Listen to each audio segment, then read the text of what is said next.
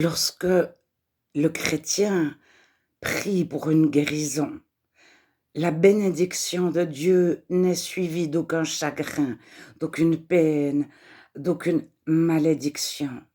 Lorsqu'un non-chrétien a été initié à l'hypnose, au secret, à la radiesthésie, heu, sous les pieds, je ne sais plus comment ça s'appelle maintenant, aux pendules et cetera, les sourciers et cetera. Toutes ces personnes ont été un jour initiées, elles ont un secret, un pouvoir, on leur a transmis quelque chose.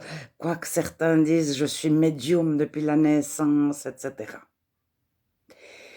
Mais au moment où on se tourne vers ces personnes, on entre dans un processus de malédiction. La bénédiction est toujours suivie d'une malédiction.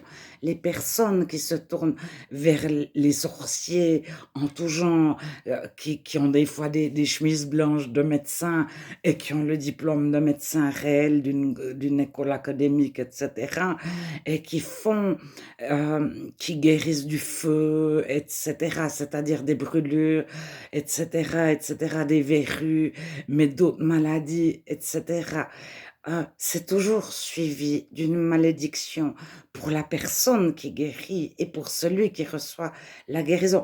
Il y a une petite bénédiction, la verrue est guérie, mais le mal se déplace. Généralement, ces personnes retournent vers leur guérisseur, en tout cas une fois par année. Si c'est plus des verrues, elles vont pour autre chose. Puis après, elles font de la dépression, elles vont pour autre chose. Puis après, le mal se déplace. Il y a vraiment une malédiction qui est déguisée sous une guérison instantanée de pourquoi elles ont consulté.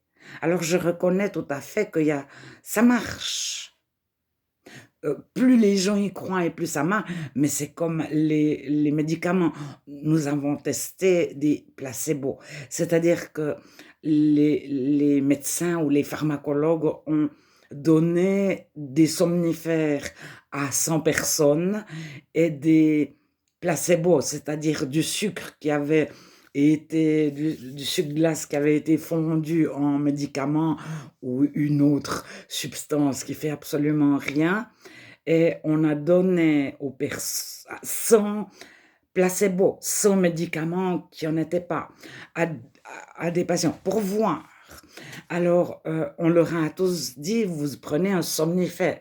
Alors après, c'est qui le donne, comment c'est donné, si la personne est le patient fait confiance au personnel médical, au médecin et que le médecin a une certaine prestance et cetera. S'il lui dit: «Votre somnifère va vous faire dormir», même avec le placebo, la personne dort mieux. Donc en médecine tout à fait scientifique et traditionnelle, il y a toute une part de, relation patient-médecin. Alors ça se retrouve, parmi les personnes qui ont le cancer, qui suivent des chimios, si elles sont heureuses et cetera, elles ont plus de chances de guérir que les personnes qui se morfondent.